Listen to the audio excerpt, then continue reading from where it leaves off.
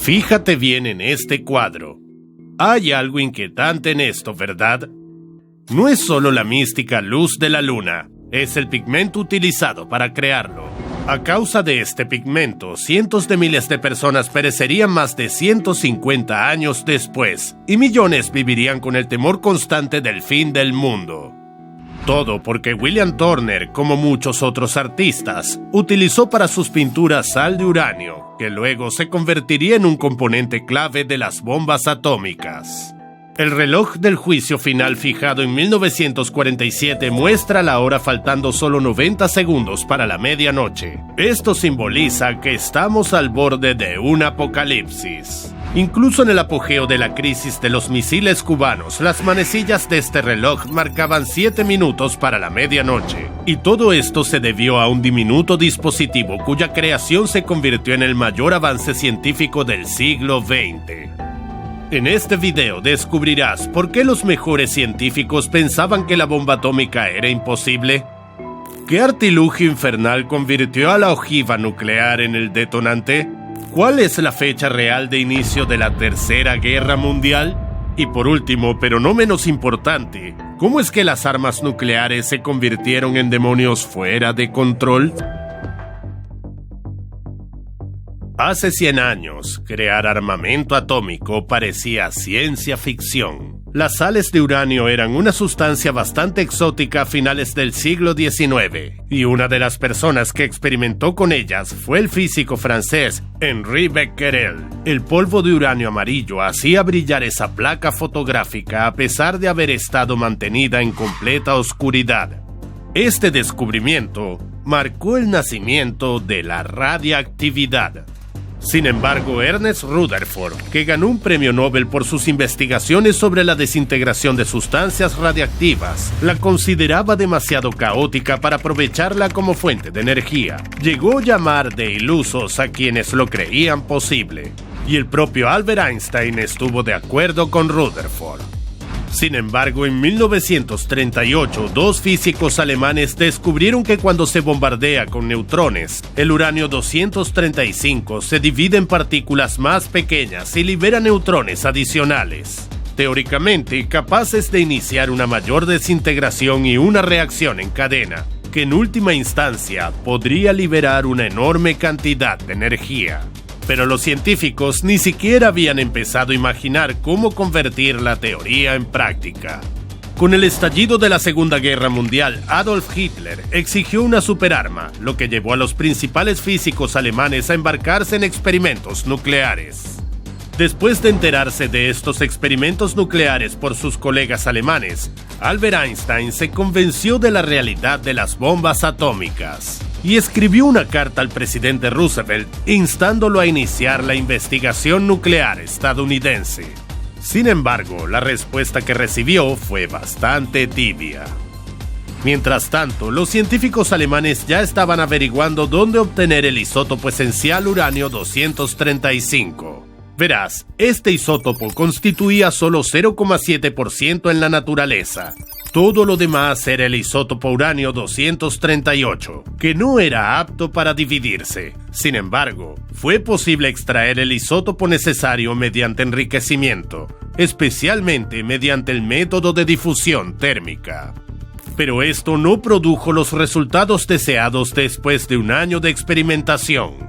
Además, el núcleo de uranio no podía capturar los neutrones demasiado rápidos, por lo que era necesario ralentizarlos para que se produjera la reacción de fisión.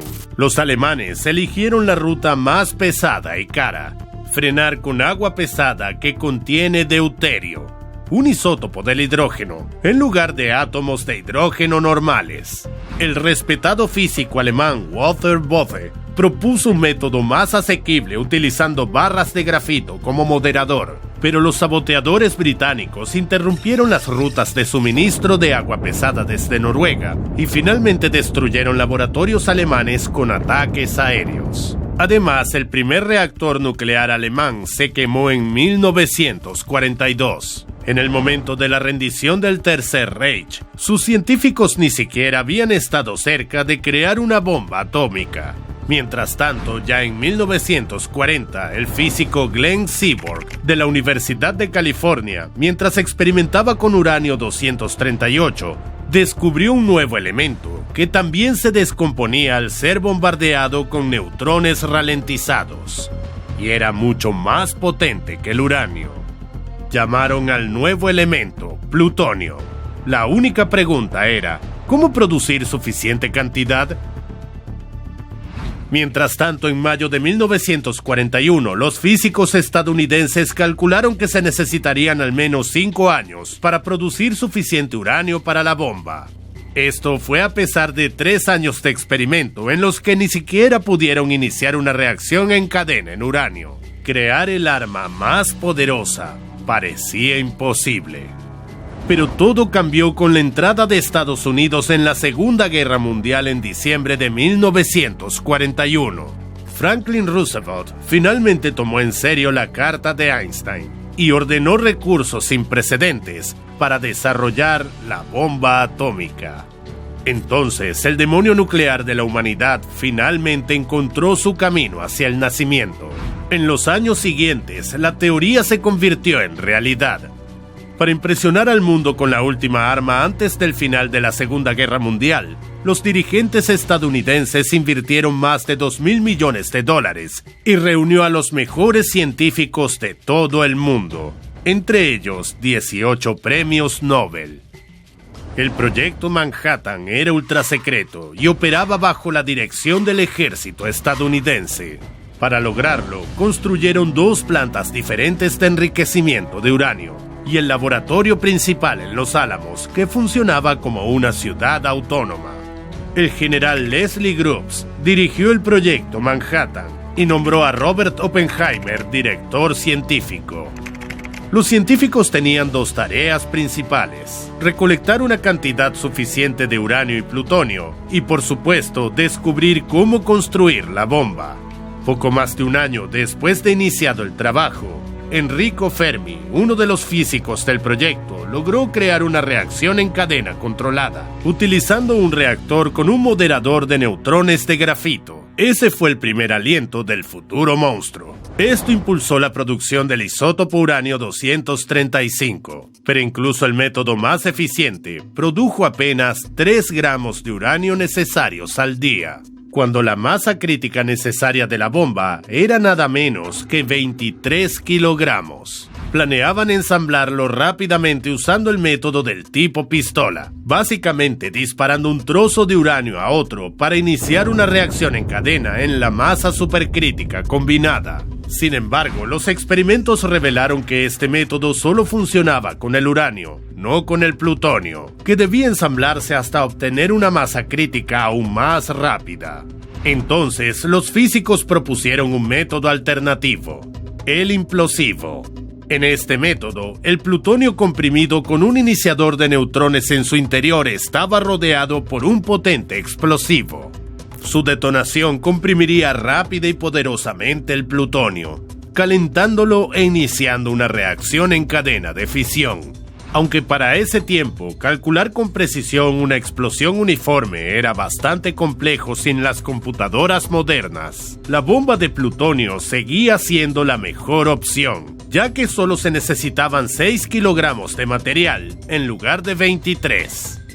En 1944, Estados Unidos puso en marcha su primer reactor industrial de producción de plutonio. Tras la derrota de Alemania en mayo de 1945, los líderes de los Estados Unidos, la Unión Soviética y el Reino Unido se estaban preparando para una reorganización global. El entonces presidente Harry Truman necesitaba una ventaja significativa en la mesa de negociaciones en forma de bomba atómica. Es de ahí que los científicos del proyecto Manhattan tuvieran que acelerar su creación. Y el 16 de julio de 1945 llevaron a cabo la prueba Trinity, con una bomba implosiva de plutonio cuyo nombre en código era Gadget. Hasta el último momento, ni siquiera Oppenheimer estuvo seguro de si el sofisticado detonador funcionaría y cuál sería la potencia de la bomba. El padre de la bomba nuclear creía que no superaría los 5 kilotones, pero en realidad, La energía liberada fue equivalente a 21.000 kilotones de TNT. El destello de la explosión fue más brillante que 1000 soles. Fue entonces cuando el demonio nuclear irrumpió en el mundo por primera vez. El presidente Truman ordenó una rápida demostración de su poder al mundo y a la vez el uso de esta nueva arma para concluir rápidamente la Segunda Guerra Mundial. Después de que Alemania se rindiera, el objetivo principal fue Japón, que continuó obstinadamente la lucha. Los dirigentes estadounidenses decidieron asestar el mayor golpe psicológico posible y eligieron 2 ciudades japonesas como objetivos: Hiroshima y Nagasaki.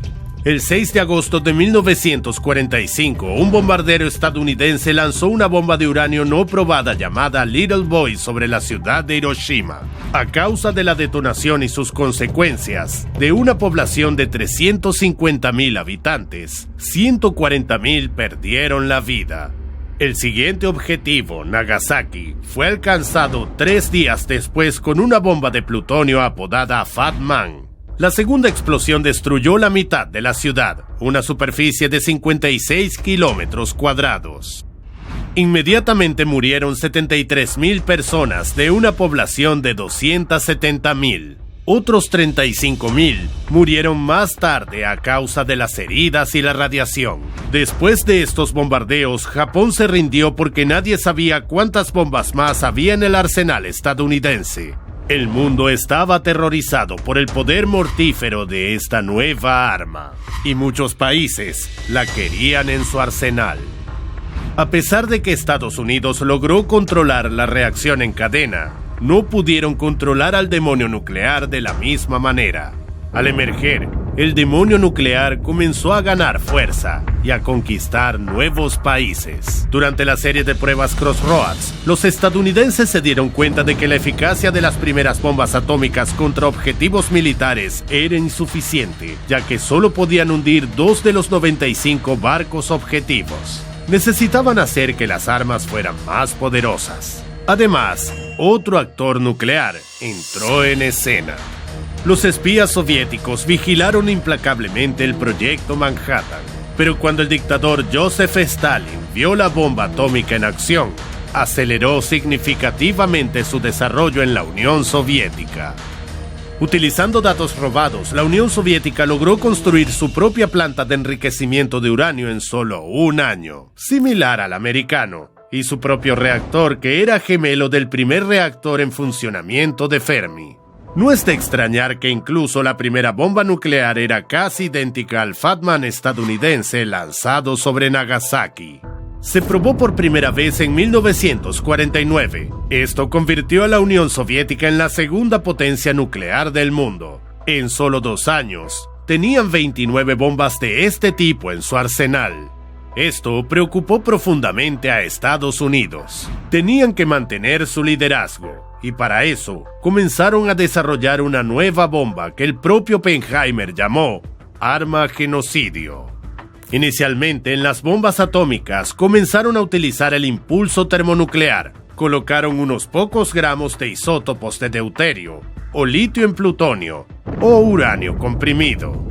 Entraron en una reacción de fusión y liberaron aún más neutrones, aumentando exponencialmente el poder de la bomba atómica. Esto llevó a los científicos al concepto de la bomba de hidrógeno, donde la energía se libera mediante la fusión de núcleos de hidrógeno a alta presión, en lugar de la división de núcleos de uranio, como en un arma nuclear convencional. Al mismo tiempo, Stanislav Ulam desarrolló un dispositivo de fusión de 2 etapas, en el que se utiliza una reacción nuclear normal para comprimir otro núcleo idéntico. Luego, Edward Teller perfeccionó este esquema para que la carga atómica implosiva desencadenara la fusión de los núcleos de la segunda parte del dispositivo. Y fue así como nació la nueva encarnación del demonio nuclear, la bomba termonuclear. El ejército estadounidense realizó la primera prueba del infernal dispositivo utilizando el diseño Teller-Ulam en 1952. Pesaba 82 toneladas, gracias al enorme equipo criogénico utilizado para mantener el deuterio en forma líquida. Si bien un gigante así no podía usarse para el combate, confirmó la efectividad de las armas termonucleares. La potencia de la explosión fue de 10 megatones, o 10 millones de toneladas de TNT. Eso es 500 veces más potente que la explosión del Fat Man sobre Nagasaki. Apenas 2 años después, los estadounidenses detonaron la primera bomba termonuclear real que podía usarse en la guerra. Fue la prueba de Castle Bravo. Esa vez, en lugar de deuterio líquido, utilizaron sólido, reduciendo significativamente el tamaño de la bomba. La potencia de la explosión alcanzó los 15 megatones, que superó con creces las expectativas de los científicos, y fue 1000 veces más potente que la bomba Little Boy lanzada sobre Hiroshima. Pero la Unión Soviética estaba constantemente persiguiendo a Estados Unidos.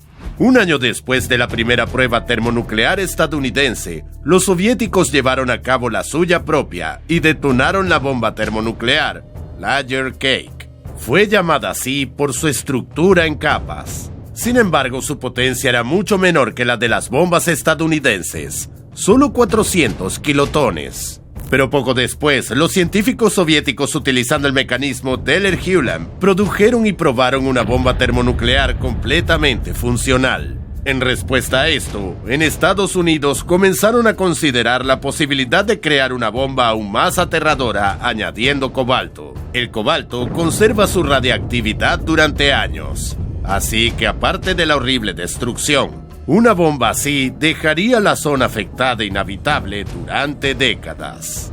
Mientras cada país intentaba superar al otro, el demonio nuclear solo se hizo más fuerte y reclamó territorios más grandes, esperando el momento para finalmente desatar todo su poder. El mundo pronto se encontró bajo una amenaza real. En uno de sus discursos, John Kennedy dijo que la Unión Soviética podría destruir a Estados Unidos solo una vez, mientras que Estados Unidos podría destruir a la Unión Soviética varias veces. De hecho, el arsenal estadounidense en ese momento tenía 6.000 ojivas nucleares, 15 veces más que las de su oponente. Sin embargo, Nikita Khrushchev, el primer secretario de la Unión Soviética, decidió mostrar de qué era capaz el armamento soviético. Esto llevó a la creación del dispositivo termonuclear más grande jamás creado, la bomba Tsar. Pesaba 27 toneladas, lo que la hacía prácticamente inútil, salvo para intimidar, porque entregar un gigante así a su objetivo de forma rápida y discreta era imposible en ese momento. Se trataba de una bomba de 3 etapas, donde la primera explosión de la reacción de fisión desencadena la segunda carga termonuclear, y esta, a su vez, detona una tercera carga termonuclear mucho más potente. La bomba fue lanzada desde un avión especialmente diseñado sobre el polígono de pruebas nucleares en la isla de Novaya Zemlya. Se suponía que un enorme paracaídas frenaría su descenso para que el piloto pudiera volar al menos 50 kilómetros del epicentro. La explosión de la bomba Tsar produjo 50 megatones, que es 1570 veces más fuerte que las explosiones combinadas de Hiroshima y Nagasaki. Todos los edificios de la localidad ubicados en un radio de 55 kilómetros fueron destruidos. La onda expansiva destruyó casas de madera en un radio de más de 160 kilómetros. Incluso a 900 kilómetros en el territorio de Noruega y Finlandia, debido a la explosión, las ventanas de las casas volaron. La nube explosiva alcanzó la estratosfera y se extendió hasta 65 kilómetros, que son como 7 montes Everest uno sobre otro. Una bomba como esa lanzada sobre Nueva York la habría borrado del mapa sin dejar a nadie con vida. Y apenas un año después esta situación podría haberse hecho realidad. En 1962, Estados Unidos colocó sus armas nucleares en Turquía, muy cerca de la Unión Soviética. El tiempo que tardarían esos cohetes en alcanzar Moscú desde su lanzamiento se había reducido a solo 5 minutos. Mientras tanto, los misiles intercontinentales soviéticos habrían necesitado 5 veces más tiempo para alcanzar sus objetivos en Estados Unidos. Entonces Nikita Khrushchev aprovechó el conflicto entre Fidel Castro, el líder revolucionario cubano, y Estados Unidos, y estacionó tropas soviéticas, defensas antiaéreas y, lo más importante, misiles nucleares allí mismo en Cuba. Fue entonces cuando comenzó la crisis de los misiles cubanos. El presidente Kennedy declaró un bloqueo inmediato de Cuba para impedir la llegada de más tropas soviéticas a la isla. Luego, Fidel Castro movilizó a 300.000 cubanos e insistió en que Khrushchev lanzara el primer ataque nuclear contra Estados Unidos. Cuando el 24 de octubre 5 barcos soviéticos se acercaron a la zona de bloqueo, parecía que la guerra estaba a punto de estallar. Fue entonces cuando Khrushchev envió a Kennedy una carta con los términos del armisticio. Pero apenas 3 días después, el submarino soviético B-50 en ruta hacia Cuba fue objeto de disparos de advertencia por parte de la flota estadounidense. Durante varios días, el capitán del submarino no tuvo comunicación con el continente y creyó que la Tercera Guerra Mundial ya había comenzado. Sintió la necesidad de tomar represalias de inmediato, lanzar torpedos con ojivas nucleares. Se requirió el consentimiento de los 3 miembros de la tripulación. El capitán y su asistente se lo dieron enseguida, y la responsabilidad de iniciar una guerra nuclear recaía en la tercera persona. ¿Qué hubiera pasado si no hubiera podido contenerse? La respuesta habría sido inevitable. Incluso 400 ojivas rusas habrían sido más que suficiente para acabar con Estados Unidos, sin mencionar los 6.000 cohetes estadounidenses que habrían dejado a la Unión Soviética en ruinas. Y como resultado de una guerra nuclear, todo el planeta sufriría porque esas poderosas emisiones de radiación podrían acabar con la capa de ozono, la cual nos protege de la radiación solar. Y entonces se acabaría el juego para la humanidad, excepto para un puñado de personas que sobrevivirían. Pero el 27 de octubre la suerte estuvo de nuestro lado. El tercer oficial de ese submarino soviético nunca dio luz verde para el lanzamiento, y John Kennedy aceptó el alto al fuego propuesto por Khrushchev. Los líderes de ambos países retiraron su armamento de Cuba y Turquía. A medida que se acercaban al borde de una guerra nuclear, se dieron cuenta de que nadie realmente la quería, excepto el propio demonio nuclear. Sin embargo, tanto Estados Unidos como la Unión Soviética continuaron aumentando sus arsenales nucleares. A finales de los años 80, el arsenal soviético tenía alrededor de 40.000 ojivas atómicas y Estados Unidos tenía unas 30.000. Además, los científicos inventaron un arma aún más mortífera: la bomba de neutrones. Fue diseñada intencionalmente para ser menos poderosa, de modo que una gran cantidad de neutrones liberados pudieran penetrar edificios y blindajes de tanques apuntando solo a personas. Así, el demonio nuclear siguió creciendo y evolucionando a la espera de una nueva crisis cubana, un momento en el que nada podría detenerlo y aniquilaría por completo la vida en la Tierra.